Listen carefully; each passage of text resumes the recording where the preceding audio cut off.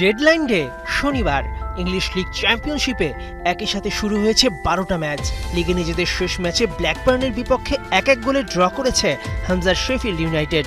হারলেও point টেবিলের তিনেই থাকতো ব্লেডরা, কেননা আগেই বার্নলি আর Leeds United English Premier League confirm করায় এটা যে ছিল কেবলই আনুষ্ঠানিকতার ম্যাচ।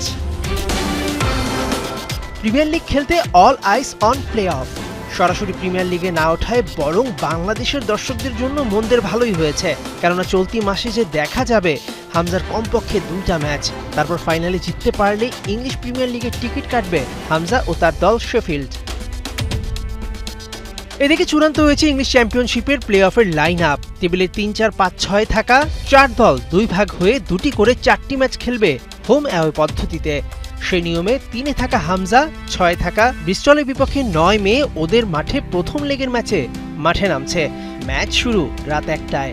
একইভাবে 13 মে ব্রিস্টল আসবে শেফিল্ডের ঘরের মাঠে ফিরতি লেগের ম্যাচ খেলতে। জয় পরাজয় গোল ব্যবধানে যারা জিতবে তারা লড়বে সান্ডারল্যান্ড ও কভেন্ট্রি সিটির মধ্যকার 2 ম্যাচে যে জিতবে সেই দলের বিপক্ষে।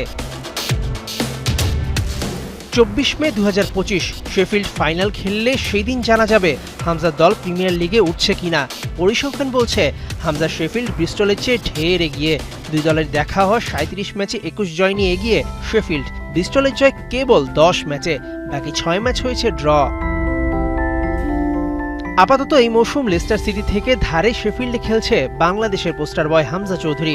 হামজার মূল মালিক লেস্টার সিটি ইতোমধ্যে নেমে গেছে চ্যাম্পিয়নশিপ লিগে, তাই শেফিল্ড চুক্তি নবায়ন না করলে হামজাকে খেলতে হতে পারে আবারও লেস্টারের হয়ে এই চ্যাম্পিয়নশিপ লিগেই। আবার হামজার পারফরমেন্স ভালো হলে দেখা যেতে পারে প্রিমিয়ার লিগে শেফিল্ডের জার্সিতে। মেহেদী নাইম, 71।